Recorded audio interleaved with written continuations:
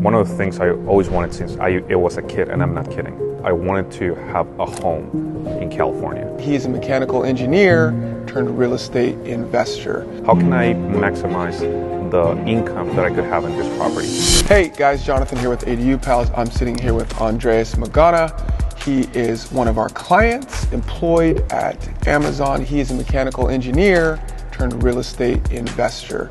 So I just want to ask him a couple questions. He's building 2 new ADUs and we're going to be helping him with that project. So a couple questions for you, Andres. First of all, congratulations. What kind of steered you into wanting to get into ADUs and build them for yourselves and become a developer?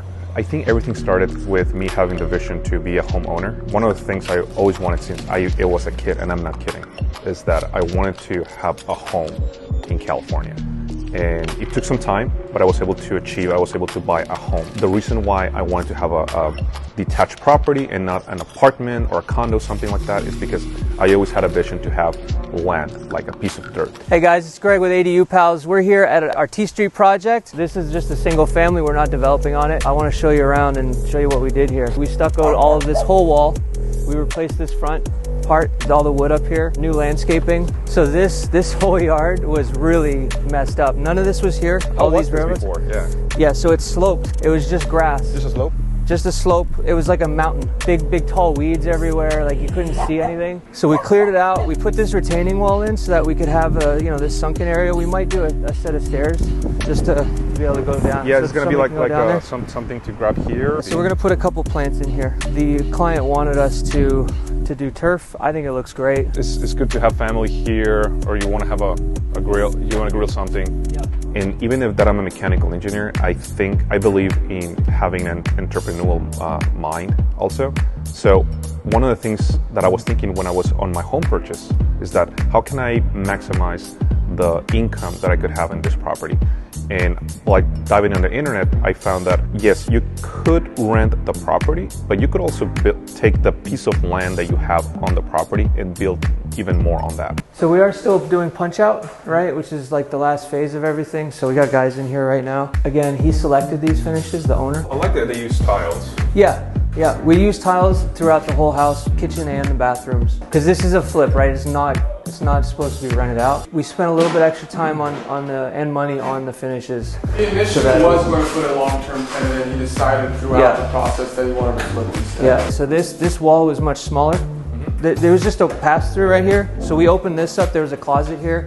Got rid of that. Put mechanical systems throughout. So there's 2 new systems in this house. Put, I think, 15 or 20 can lights all throughout. New cabinets, obviously. Finishes do not come with the humans, guys.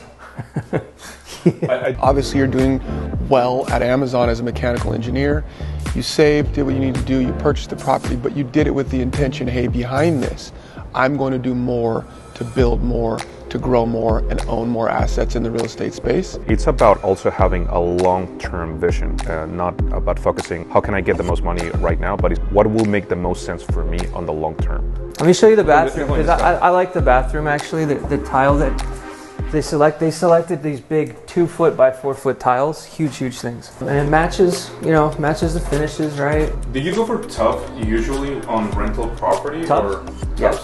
Or yeah, you want tubs because it's more versatile. Versatile? Okay. Yeah. I think for me it's not going to be tub, it's going to be just shower. The shower, yeah. That's what the plans call for. And this is a 2-1 you mentioned, or what? 4, 1.5 technically. You got the 3 bedrooms right here. The full bath right here. There's a half bath, so this is the master area. This is a little bit of a half bath right here. And then there's this back room that was a garage, but they turned it, and this was done previous to us. So this was a garage, they converted it to like a laundry room and a den kind of thing. So this could be a 4th bedroom. Got it. But it's technically a 3, 2.5. We redid the roof as well, brand new roof. This is the back patio I was talking about. So remind me again, what is the square footage on this property? The roof was 25 square, so it's 2,500 square feet, approximately 2,400 square feet.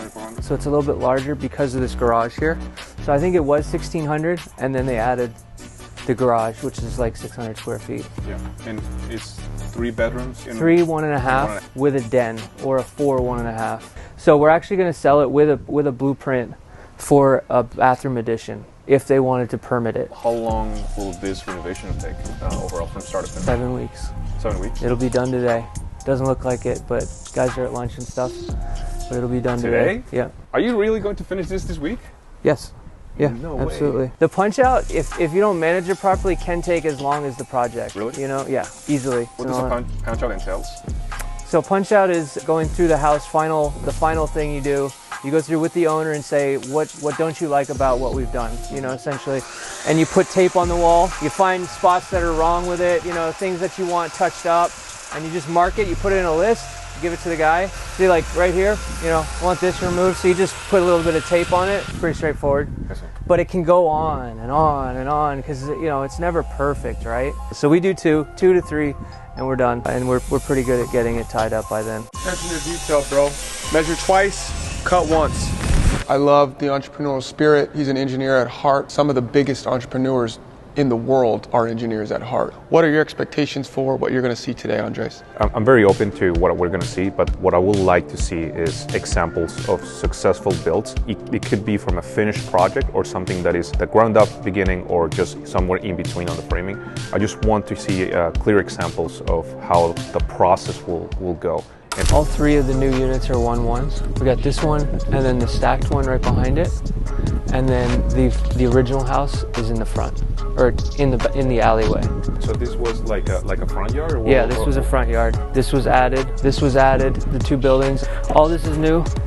This is the one. As you can see, this is the original property. Alleyway right there.